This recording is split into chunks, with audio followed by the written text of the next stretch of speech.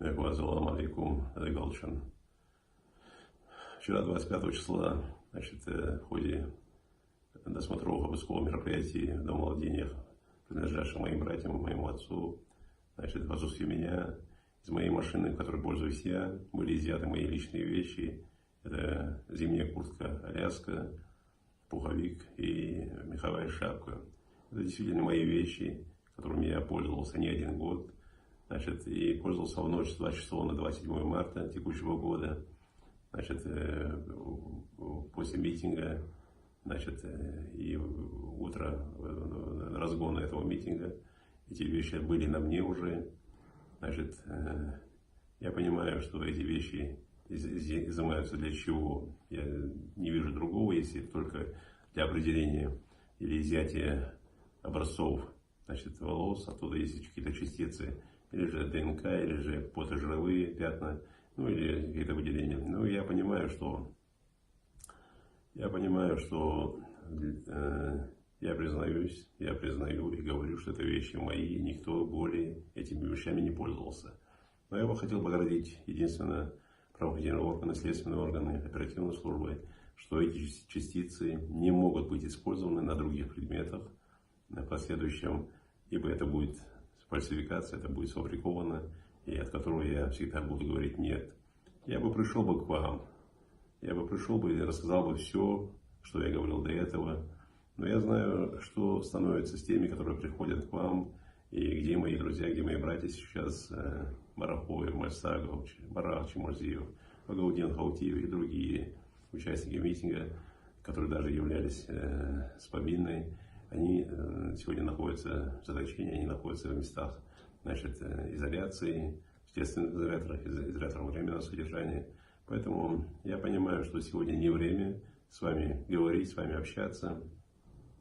Но я знаю от узкого круга, из ваших источников, от ваших источников, из вашего окружения,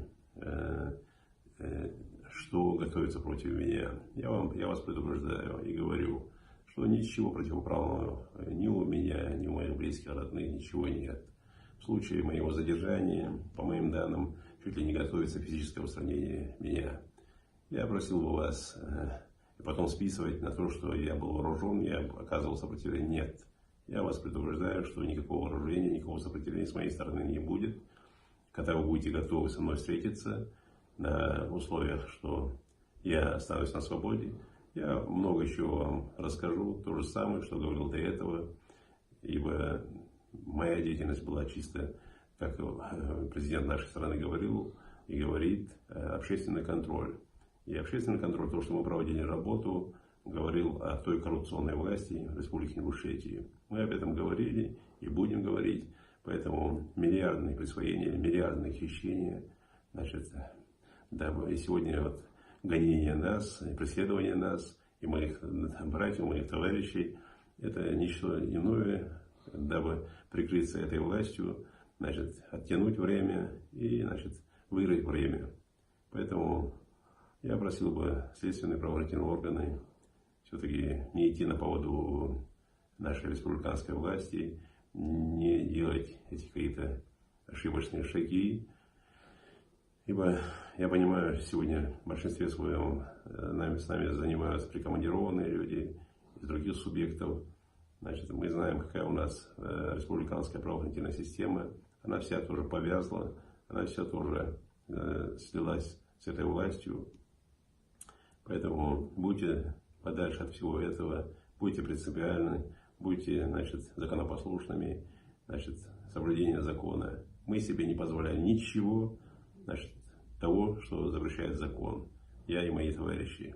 Поэтому мы говорили о миллиардных хищениях, о миллиардных присвоениях, о той преступной деятельности и преступного сообщества нашей власти.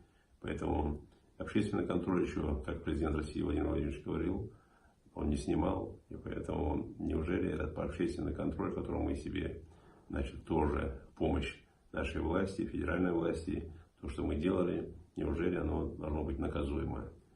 Я думаю, нас услышат, нас должны услышать. И все эти искусственно натянутые преследования, надуманные преследования, в отношении меня, моих братьев, моих друзей, моих соратников должны быть прекращены. И все должно быть расставлено на точке, на букве точки закона. Спасибо, до новых встреч, всего доброго.